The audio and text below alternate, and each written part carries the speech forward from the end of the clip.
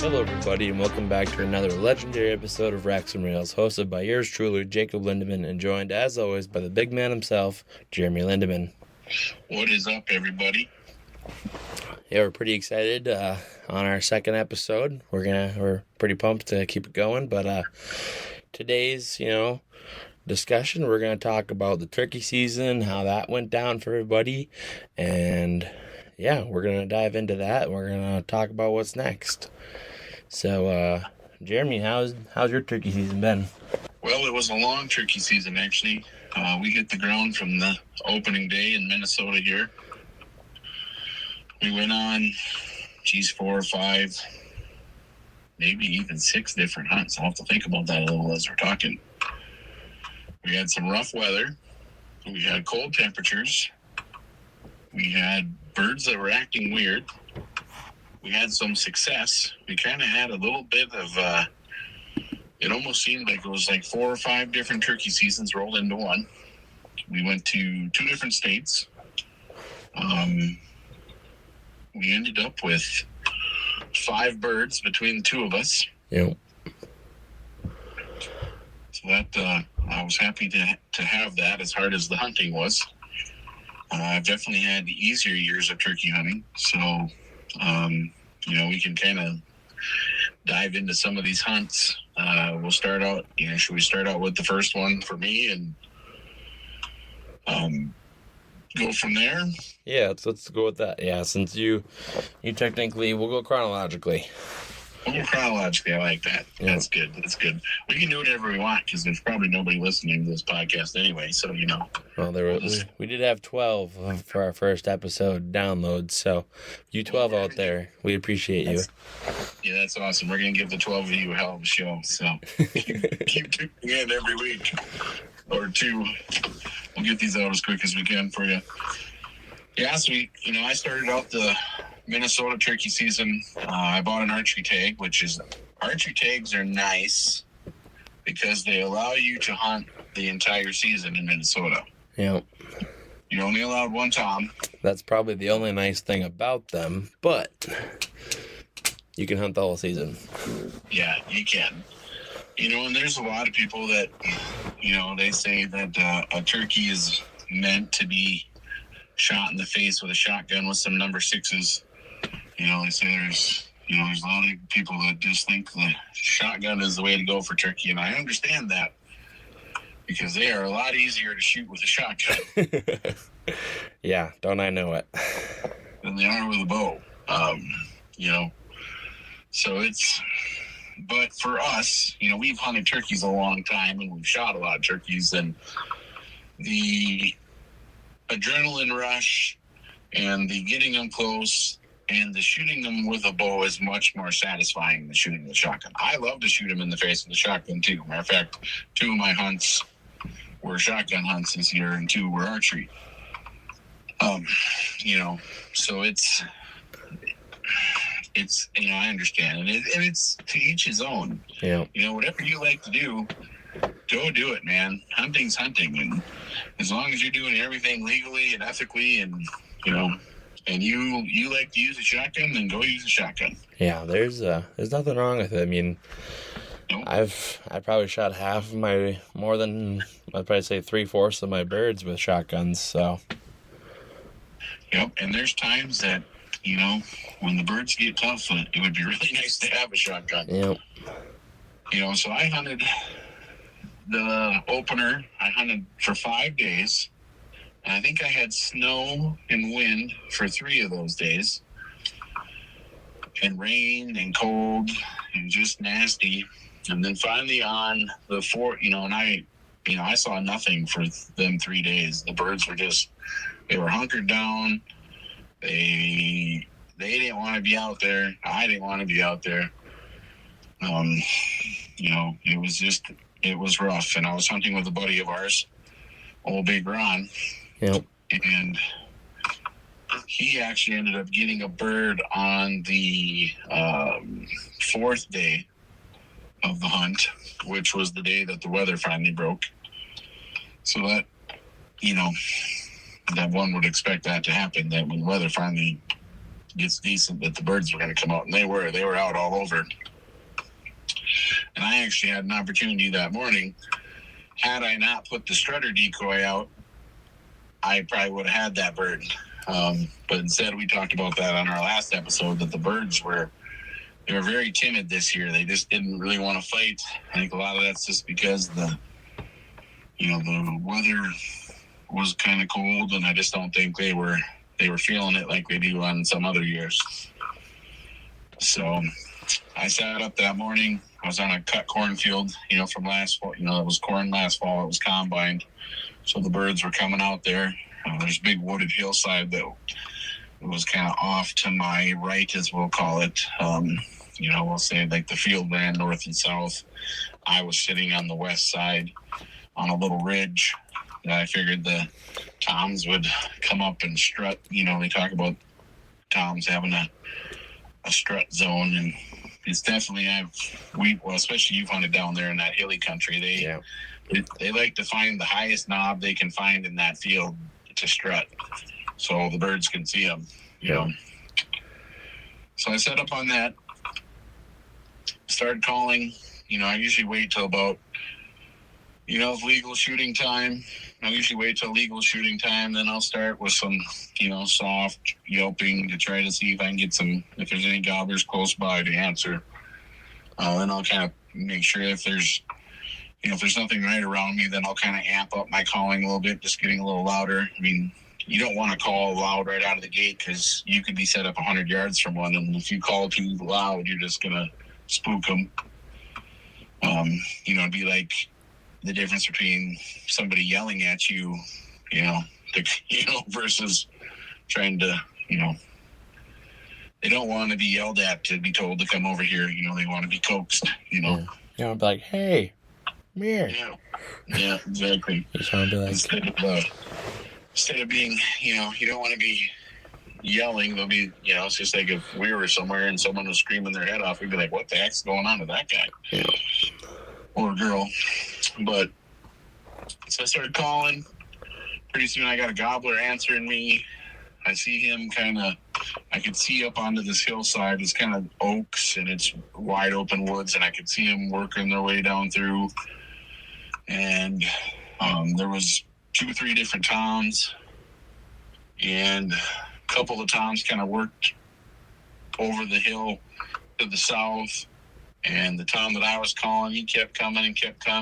And then some hens came out onto the field. And once those hens came out on the field, well, he just wasn't going to leave them. So he was just kind of following them around. So I just kind of kept calling, trying to call the hens over to my decoy. I finally did that.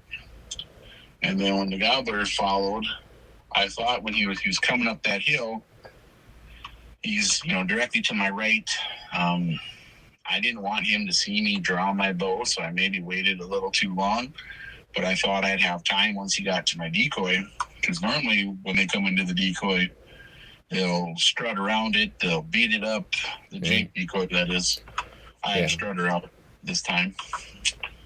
But I expected him to come up that hill, see this other strutter decoy, thinking that guy's trying to move in on his women, and then there'd be a fight. And then, at that time, I'd draw my bow. But instead, he pops up over that hill, sees my strutter, immediately turns around and leaves. And then he went down to this little bench down below me and sat down there. He's probably down there for 40 minutes, strutting and gobbling, and I'd call, and he would fire up, and he just wanted nothing to do with my decoy setup. He wasn't a fighter. And, finally they just worked off, and I had another tom come in, silent, that kind of skirted me about 50 yards. I called at him a little bit. He didn't want anything to do with that strutter decoy. So, but maybe there's a big tom in that woods that's just kicking everybody's ass, So all those turkeys are beat up, and they just didn't want, They're like, is that him? Is that Billy Bob down there? Damn it, we don't want nothing to do with him. He beat us up last time. So you don't know. Yeah. And then the next day, I hunted, and I called in a bunch of jakes. but I didn't want to shoot them. Of course, I could have shot them easily, so I kind of wrapped up my first hunt for Minnesota, archery-wise, because then I was coming home to work for 3 days, and then I was leaving again for western South Dakota. We won't say where because I want to keep that spot secret. West of the river. Yep. Yep, west of the river. Somewhere in South Dakota. Yeah. And then while I was doing that hunt, you actually came to northern Minnesota to hunt. Yep, came to the home farm. Yeah, because we couldn't hunt together, and you couldn't travel, and school, and you're finishing up college and everything. So, and I took a good friend of ours out there who's 85 years old. His name is Jerry Tackley. Heck of a guy to hunt with. He's hunted turkeys a long time. What a inspiration he is to, I hope I'm able to hunt when I'm 85 years old. And just a great old guy with a lot of wisdom. And he worked in the electrical industry his whole career like I did. He's a Vietnam veteran. He's the dad of one of our good friends, actually. Yep. So it was I brought him with me. So he had just had, at the beginning of April, he just had a pacemaker with a defibrillator put in because he was having some trouble with his heart. And so here we are on the 25th of April going out there turkey hunting, and he actually did really well. We kind of took it easy, but we had a great hunt out there. I set up on this river bottom, I call it, and have hunted there before, so I kind of know where the birds roost. So when we got there on a Thursday evening, we went out and set up some ground blinds so that way we could slide in the morning real quiet. We set up those blinds, got up at 4 in the morning like you have to do for turkey hunting. Slid out into there, and same routine that I always do. A little bit after Susan was legal shooting time, I started calling and called in a nice big Merriam's gobbler right into the decoys. Of course, those were shotgun tags out there. I wish I would have had my bow because he gave me about a 15-yard shot. Yeah, and that bird came in. That video's on our YouTube channel. That one came in really nice, and that was a big bird. For Merriam's, out west, normally they don't have as big a spurs or as big a beard. That Merriam subspecies. Gorgeous tail fans on them. Lots of white in the fan. This bird decoyed. He came to the call perfectly. He just worked the decoys perfectly. He was the dominant one. He wanted to fight. He sat there and circled that Jake decoy 4 or 5 times, trying to beat him down and intimidate him. And he read the script on that one. Yeah, for sure. And then I hunt with a little 20 gauge shotgun that I picked up. It's like, well, if I can't use a bow, I'm going to make it a little more challenging. Although that 20 gauge has turned out to be a heck of a turkey killer. Yep. I don't think I'll ever use a 12 gauge again for turkeys. Especially hunting out west there, where you gotta, we gotta walk half mile, 2 miles sometimes into some of these areas. So having that nice little light shotgun is really nice.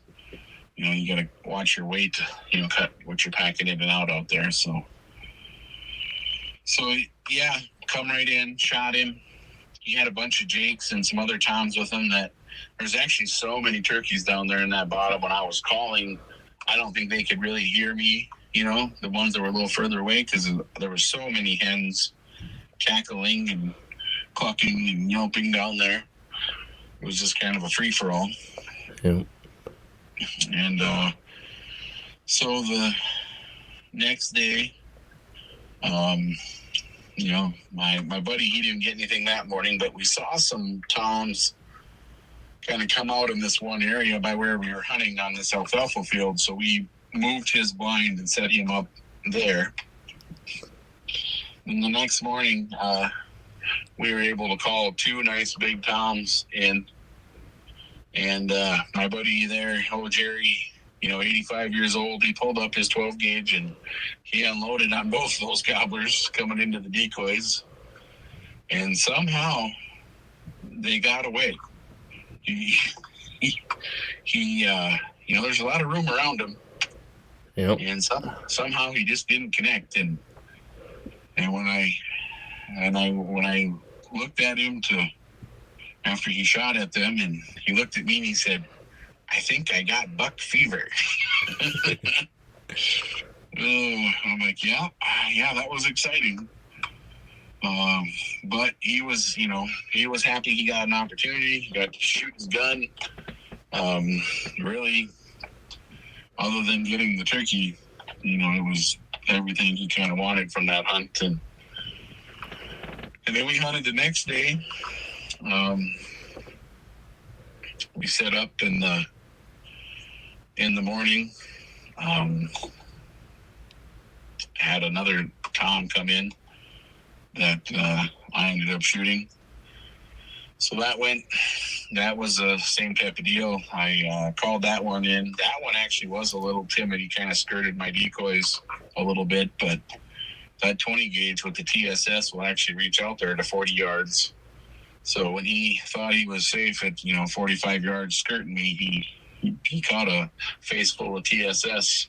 And that's tungsten super shot, which is denser than lead, and it flies patterns well. It's deadly stuff on turkeys. Yeah. It gets the job done. Yeah, the 12 gauge version can reach out about double that distance. So. Yeah, there's people that have shot. You shot one turkey at 60 yards with that TSS, so that's on video. Yep. We stepped that off. That was an awesome hunt too. It just, it's quite the advancement in the shotgun shells. It just extends your range a little bit, and it helps you, put a good shot on them turkeys and get a quick, clean kill, which is, what we want. We really don't want anything to suffer. No. Want to make a good shot and, have it go down right away. So, yeah, that was out in South Dakota. It was great out there. Then we got rained out, so we drove home. And then while we were driving home, I got, word from you that you were having some luck. So you want to tell us a little bit about that hunt? Yeah, that was my just with school and everything going on, I didn't have a chance to go out west with you, so I went home and I was like, well, I'm gonna go solo turkey hunting for the first time. I'm lucky that I got a good caller as a father, so why not go with him every time? If you had Tiger Woods as your caddy, I'm sure you wouldn't go golfing without him. So I decided to take it upon myself and my skills of practicing in the car with my call to try it out. And I had one of the most eventful turkey hunt weekends I've ever had. Yeah, the first morning I got out there in the blind and I called this just monster tom in, and he wanted nothing to do with my jig decoy. He came from probably mile and a half away, but because I was hearing nothing for a while, and he just popped out of the woods and was gobbling his head off, and he just stuck out about 45 yards. And I'm a good shot, but I don't like taking turkey shots with my bow at 45. No, 20 yards and in for turkeys with a bow is ideal. Yep, I like them 5 yards where just all my pins are in that vital. Personally, exactly. But so I wasn't quite gonna shoot him that far, and he just did this little side strut, took a radius of 45 yards and bounced outside my decoys and just went to the side. We have a pond kind of where our food plot was there, and he just sat there gobbling for about 3 hours trying to get my hen decoy to follow him, which it was never going to, but he just never came in. He's a smart big bird. He knows, he knew something was up, so And he's a lover, not a fighter, apparently, because he just normally a big Tom like that would try to defend his turf, and no. And you talk about him skirting you at 45 yards. That's the difference between shotgun hunting and bow hunting. Yeah. But and then I had a small Tom come in later that evening because I sat there all day.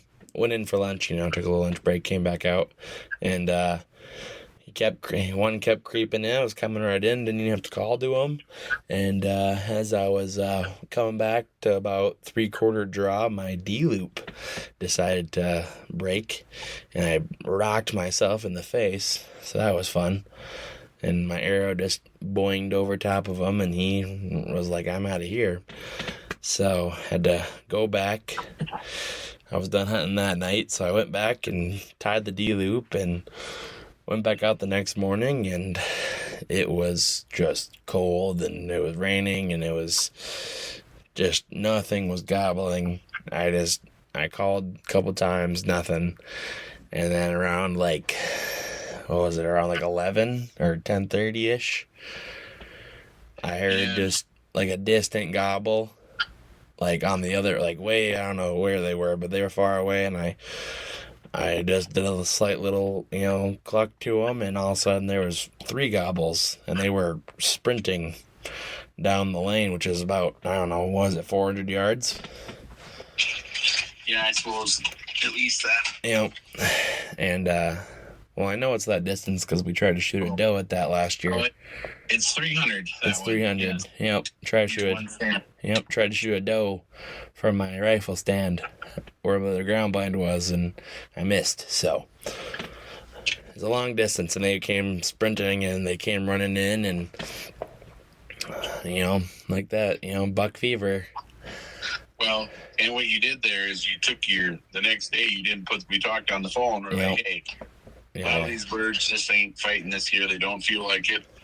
Yeah, they're timid for whatever reason, or it's just it could just be those are the personalities of that Tom that you're hunting. Like we talked about, it could be they've gotten beaten up by a bigger one. They could just be they're just not that aggressive. Yeah, but whatever, it worked because I just had that hen out there, and I actually started calling them, and they just started, as soon as they saw the hen was by herself, those 3 were on a race to who could get there first. Mm-hmm. And I drew back on the first one, and I was kind of rushing my shot because I was pretty pumped that I successfully called in a turkey. And I just went for the shot, and it just turned the last second when I was full committing, and I just clean missed. And that one flew off, and the other 2 luckily just didn't know what was going on. So I reached down, grabbed another arrow, and I just really took my time. And he was quartering away, nice easy shot. Just dropped him with the old muzzy, and that one was pretty special to me because my first solo. I mean, like I said, I've had a pretty great guide as a childhood growing up, so never really needed to hunt by myself or even wanted to. So it was pretty special to prove to myself that I could do it. And I was pretty pumped to call you on the phone and tell you I got one. Yeah, that was awesome. I was super happy for you too. I mean, it's a big time in a hunter's life when he does that for the first time himself, calls one in and gets one, and it's pretty cool. Yeah. It's cool. You don't forget that stuff. Yeah, and that bird was beautiful. Had just a solid 8-inch beard, inch-long spurs. Nothing huge, and I've shot bigger, but I've definitely shot smaller. But it was it was a really good, perfect one. It was really beautiful. Like, it had like this kind of rust orange to its tail feathers. Lots of white and browns, and it's had a lot of copper color to it, which is kind of neat. It's a neat coloration to it. It's people think a turkey they're all the same, but actually they're not. I mean, you can tell they all have a little different pattern to their feathers and their tail fan. Some get white tips on the tail fan. Some get different. Yeah. Some that have been all, just real dark. Yeah, this one was, even it's like just normal feathers around its body were just like really vibrant with color. It was. Yeah, and I don't know if that's, it almost looked like a Rio. Yeah. Grand turkey, and I don't know if it's just some of the turkeys that turkeys haven't been up north here. We live up in northern Minnesota, and I would say it's only been, probably the last 10 years or so that they for sure the last 5 have expanded. Yeah. But like 15 years ago, there wasn't hardly any turkeys around up here, and they've moved in. They may have been planted by the DNR secretly at night. They're not admitting it, but don't quote me on that. It's just a conspiracy theory. They could have moved in from North Dakota, because we're not that far from it there. They could have followed the river systems, and there is some Rio Grandes there. So, we could have some hybrid turkeys here where they're, mating with the eastern turkey to get some of these, get those colors. But it could just be a color phase of that bird from what they're eating. We're not wildlife biologists, so. Yeah, but it was cool nonetheless. Yep, for sure. It was a great hunt, but I really only had one weekend to hunt because I had to get back to school and graduate and move and all that jazz. So I was glad to get it done in the short time frame I had. And with your bow. And with my bow. Oh, that's awesome. Yeah. Take Minnesota bird, And then, which brings me to my next hunt, which, I'll make that a little shorter and sweeter. So you shot your Minnesota bird and I shot my South Dakota birds. So then I was left with just my Minnesota archery tag, and I used a tactic that's, old as time. It's called drive around, find some turkeys on a field, go knock on the farmer's door, ask for permission to hunt, and that worked. I went scouting one night after work, and I found some turkeys. Went and knocked on the farmer's door, and he granted me permission, so I'm very thankful for that. I got up early in the morning, and this was during the week, so I thought, we'll see how this goes. If I have to, I could call into work. Anybody that works with me knows during turkey season that, I can call in at a moment's notice. I'll be in late today. It's amazing I have a job at all with the way turkey season can get sometimes. Turkey season, walleye fishing opener, deer opener, I don't know, trapping, who knows with you? Yeah, it's I work for a great company, and I got great people I work with, and they understand that I'm really at work to support my hunting and fishing habits. But no, I'm a dedicated employee too, and when I'm not hunting, I work hard and build up time. But yeah, for sure, I went out there, set up. Actually, never had hunted in there before. I kind of knew where I wanted to go, so I'm walking in there in the dark, and I, find a spot that looked good on the edge of this woods. There was a cut cornfield. That's another little tip. If you can find a field that was corn the year before, and there's some nice woods in it, or on the edge of it, or by it, where the turkeys can roost at night, there's a good chance there's going to be turkeys out there. Yep. They don't get all the corn when they combine it, and then turkeys, they like to go out there and scratch and dig and pick that up. So this was a money deal. There was I got back in this back corner of this field, and there was a nice big bunch of mature trees that the turkeys could roost in. I was able to set my ground blind up in a spot where there was kind of a little hay field in between two chunks of woods, and then on my right was a big cornfield that had been cut, and that's what those there was 3 toms and a bunch of hens that I saw the night before feeding out there. So I set up and I started calling. I could hear the gobbles. They were pretty long ways away.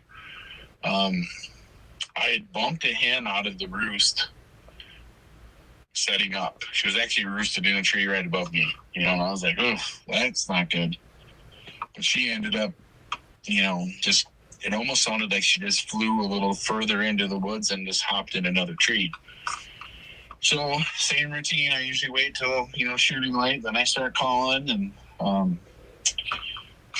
and pretty soon I could hear gobbling, and then all of a sudden this hen popped out on the field, and then a couple more hens popped out, and then here come those 3 gobblers behind her, and then a few of these jakes too, and I just started calling, and I had that one gobbler just fired up, and he was answering me, and he started strutting, and then pretty soon he broke away from his hens, which is,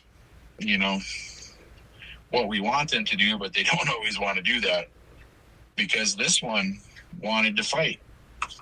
He saw my jake decoy, and it was the right time of year, and he did not want this other jake in there. It was on. And he come in and he throttled that decoy. And he was a big gobbler, nice big, 10, 11 inch beard, big spurs, heavy bird. He was a good one, and he beat up my decoy pretty good. Actually, when I drew back on him the first time, my peep sight turned because, my bow I put new strings and cables and new limbs, like basically rebuilt my bow this winter. So, that peep sight, the strings aren't stretched in, so it hasn't quite settled in. So I still got to mess with it a little bit. And for those of you that don't know, a peep sight is this little circle that goes in your string that you look through. It's almost like your rear sight on a rifle. Yep. So you look at this sight on your string and you put your pin in there and you front sight, and then it helps you line up so you can repeat the same shot sequence. But quickly tell us what bow you're shooting. So I'm shooting. We shoot PSE bows. We've shot them for years. We were actually on the pro staff with PSE for hunting and target shooting, field staff for years. We're just very, they don't make a bad bow anymore. No. We like PSE because they're fast. They have our draw length. Yeah, they have our draw length. We're 6'4", so 30-inch draw. Yeah, for you, I got a 32. Right. So it's they're a great bow for us. They shoot fast. We've won a lot of tournaments with them. Yep. We've shot a lot of animals with them. They're a great bow. Like I said, they don't make a bad bow. No. But in our opinion, PSE is the best. Maybe someday they'll hear that, and then they'll up our, pro staff level a little bit. One can hope. One can hope. But anyway,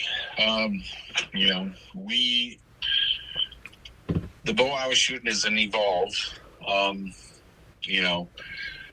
think and I just love that bow. So actually, I've had it a few years now.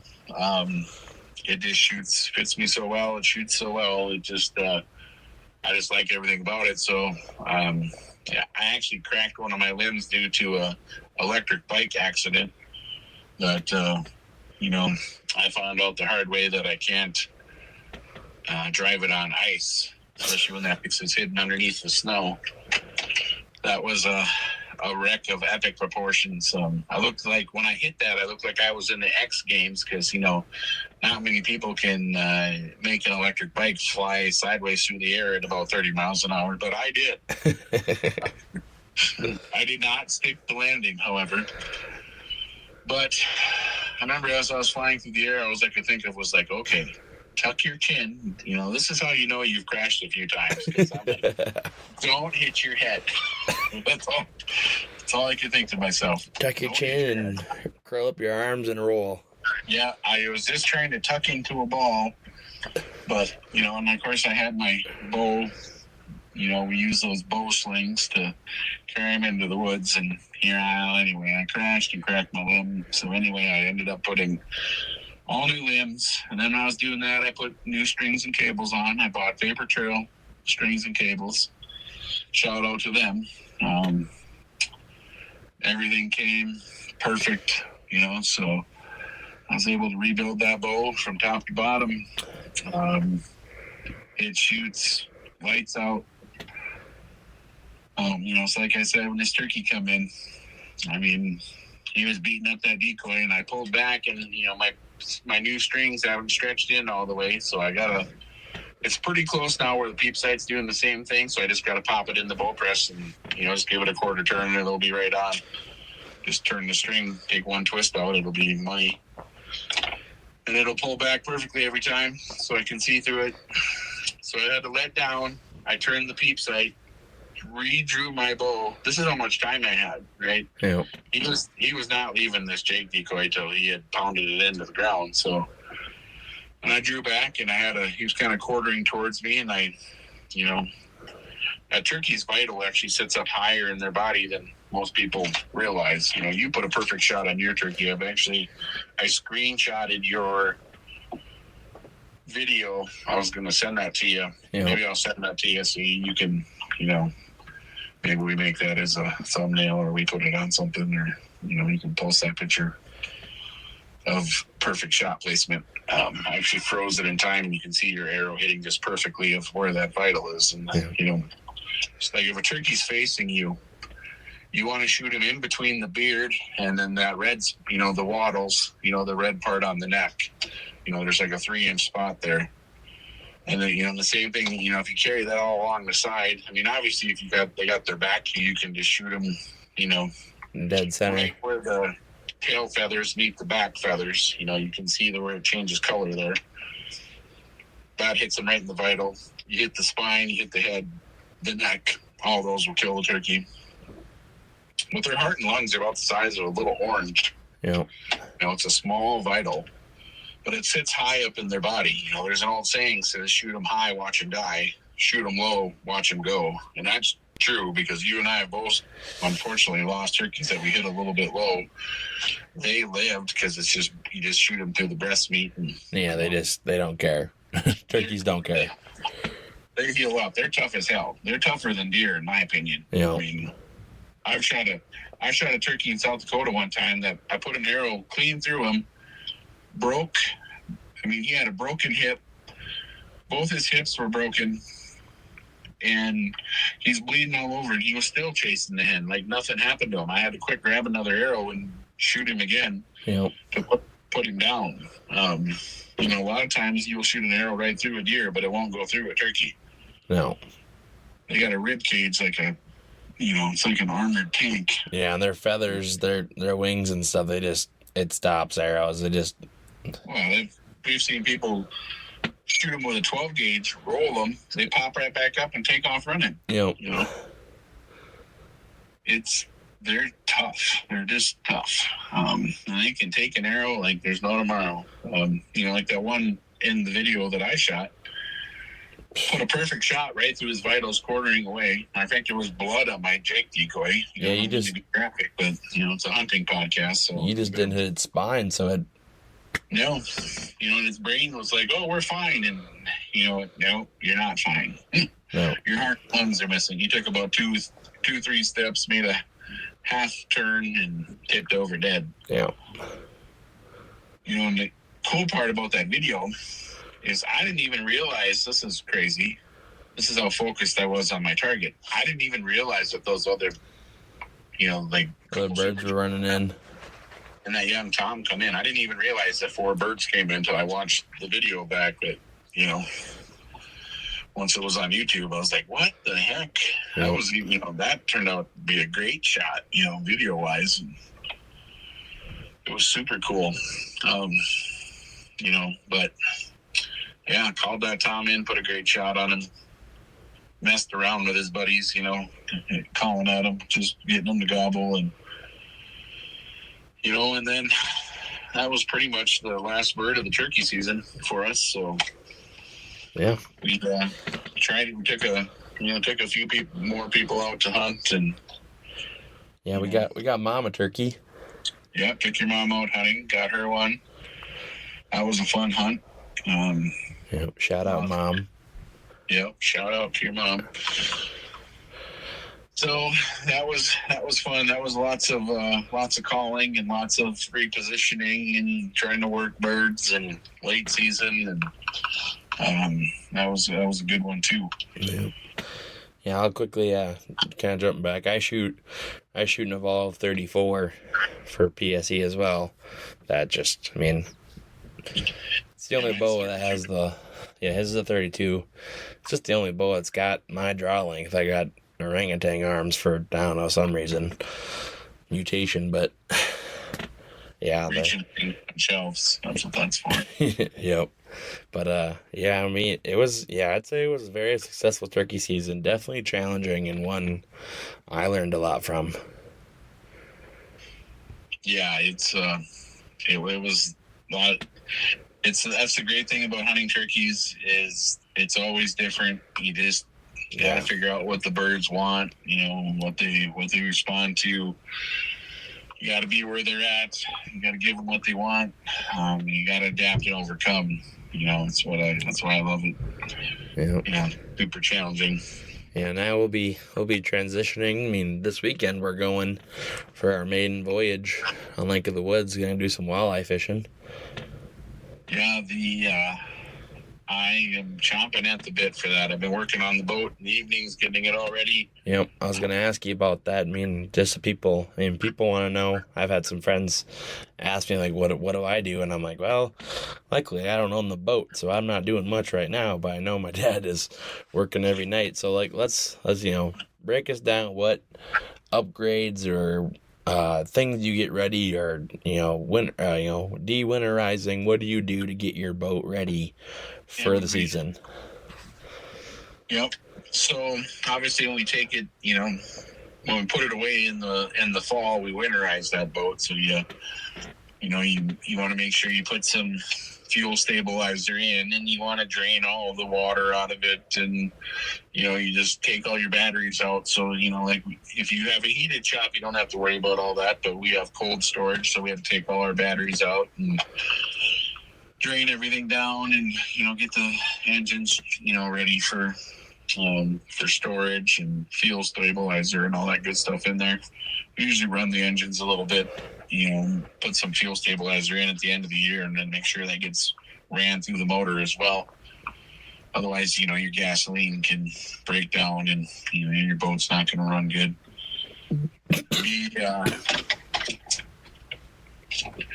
We had a lot of we have been we've been wanting side scan. We do a lot of trolling crankbaits. We like to troll, and we fish every way there is to fish. Yeah. We slip bobber, we pitch, we throw swim baits, we jig, we pull bottom bouncers with spinners and crawlers. I mean, we're going to do whatever the technique we need to do to catch fish is what we're going to do. Yep. We've also done that every single thing in one day to try and catch fish. Yeah, that's a fact. You just got to figure out, once again, that's why I like walleye fishing, is you got to figure out what they want. My favorite way to fish them, is to pull crankbaits. So we're trolling for those, and Lake of the Woods is such a huge lake that the main thing is just finding the fish. You got to cover ground, you got to cover water, you got to find the fish. We don't use guides ever. No. We do a lot of guiding. Yeah, we are the guides. We are the guides. So, we have to have our techniques that break down the water. And one of the ways to cover water the fastest is to troll. So a lot of times we'll troll until we find the fish, and then we turn around, then we spin, or once we find them, then we turn around and go back through them and work them and, catch them and put them in the boat. And like Jake said, a lot of times, sometimes you have to switch, to live bait or to jigging or to, you just got to do what you got to do to catch them. So one of the things we wanted was side imaging, which Humminbird makes. So we're actually, we've used Lowrance for years. We got, we still use Lowrance drafts, but we're Lawrence, whatever you want to say, and I say Lowrance. But Humminbird I love their mapping system for their GPS, their GPS chart. It's got a nice mapping system, and then I like the side imaging on it. And of course, you have the, the Mega Live and the Mega 360 and all that stuff, the new stuff that's out. We don't have that yet. We're working on that. Maybe when, this podcast takes off and then Humminbird wants to sponsor us, we can get all that new electronics on, the state-of-the-art stuff on there. But for now, we're upgrading for us to the side imaging, which is going to help us the most, because even with, like a Humminbird Mega Live, you have to you'd have to stop and point your forward-facing sonar out there to find these fish.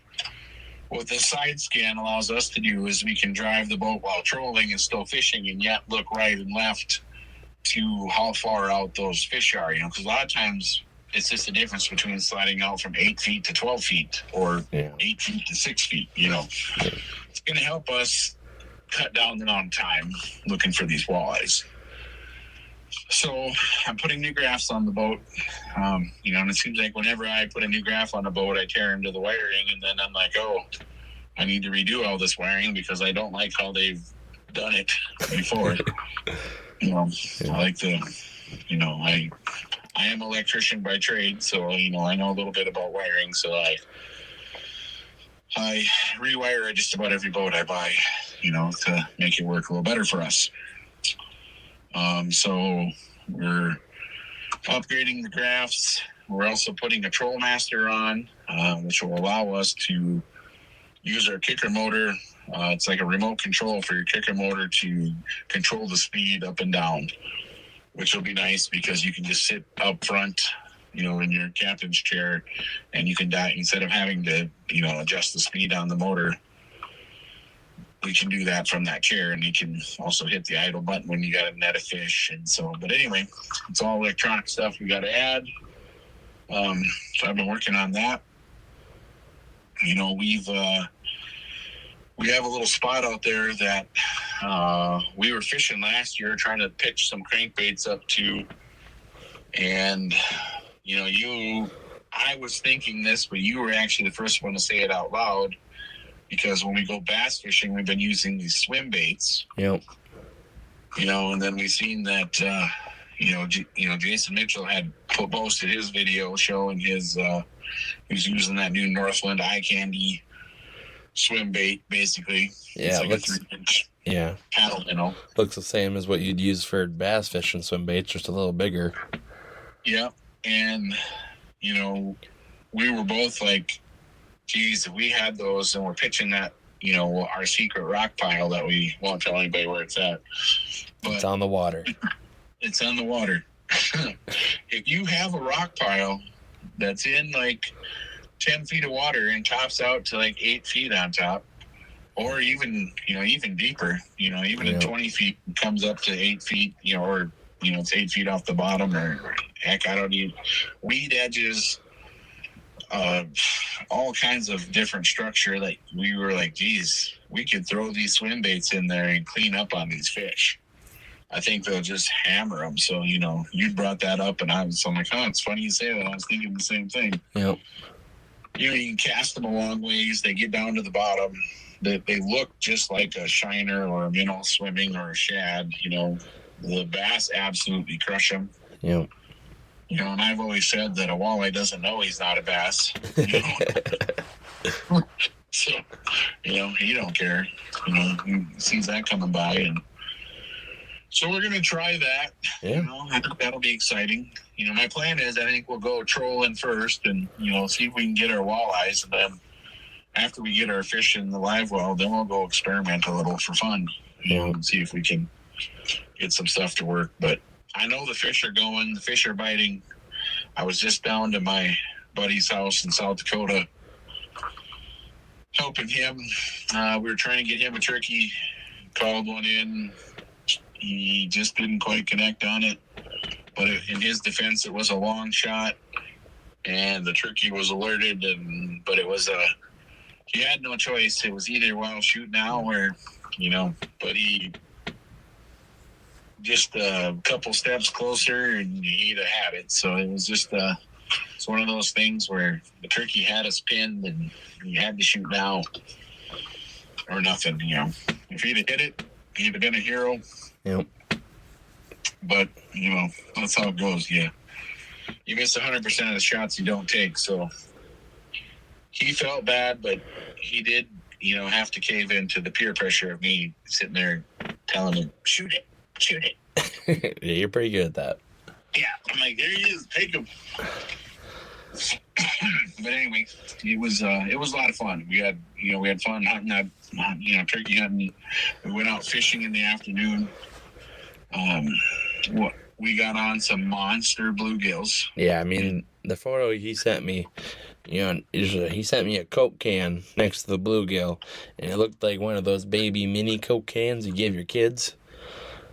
Yeah, these bluegills are crazy. I mean, they're 10, 11 inches long. Yeah. I mean, that is a trophy bluegill. A 1 pound bluegill is like the same as catching a 30-inch walleye or a 10-pound walleye. Yeah. And we caught our limit of them. We had 20 of those. So it'd be like going out and catching 20, 30-inch walleyes. I mean, insane. Yeah, insane. It was crazy. I was very jealous to be still unpacking from the move. Yeah, I felt sorry for you. I was like, geez, you should be here. So, yeah, we, found this little lake and went out there, and it's kind of a little secret about this. And, we set up and found a nice, same thing, a sunken rock pile, off of a point. And then all the fish we kept, all but 2 of them were males, which was perfect because, you leave the females to spawn, so we got a nice meal of giant fish and they're all that big. So it wasn't like we were keeping all the big ones. Yeah. It's just every one you caught was like that. I mean, it was crazy. So that was a ton of fun. We went walleye fishing too, and the walleyes are going down there and the northerns are going. We did some trolling, we did some slip bobbering, caught fish both ways. So yeah, I'm excited to get on Lake of the Woods. I mean, I think a bite is going to be on. If anybody listens to this, if you're waiting to go walleye fishing, you don't need to wait anymore. Just get out there. I've heard the fish are they've been catching them in like 5 to 9 feet of water. So it's that typical spring shallow walleye bite, So I'm excited for that. I've heard the good colors are perch color. It's been working really well. Greens, stuff like that.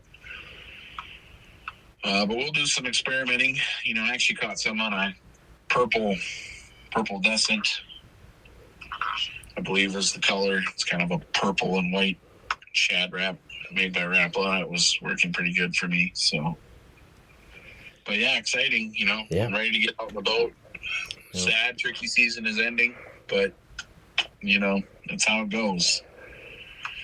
And we just roll with the seasons, That's what we do here at the Racks and Reels podcast and Lindemann Outdoors. We just live that outdoor lifestyle, man. So, we put away the decoys and take out the rods. Literally what I did today. Yep. Yeah, so. Activate the ground blinds and. Yeah, we're gonna camo till fall and. Yeah, we're gonna record our main voyage as well. We're going to get out the GoPros and the camera as much as we can, and we'll film as much as we can. It's fishing, so we'll see what happens, but I'm excited about it. I'm going to see if I can make a fun video for y'all. But, yeah, we'll break it down. Jeremy, is there anything else you want to say? I think we covered what we got going on so far.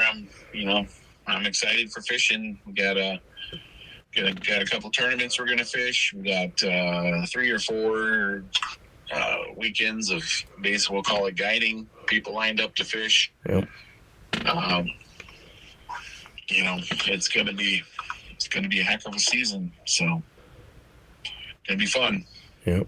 Well, thank y'all for joining us today. You can follow us on our YouTube, Lindemann Outdoors, and see us. There you can see us in action. You can listen to this podcast everywhere on Spotify, Amazon Music, iHeartRadio, and in our YouTube channel. I posted on there. So, and we're also going to get some merch out for y'all.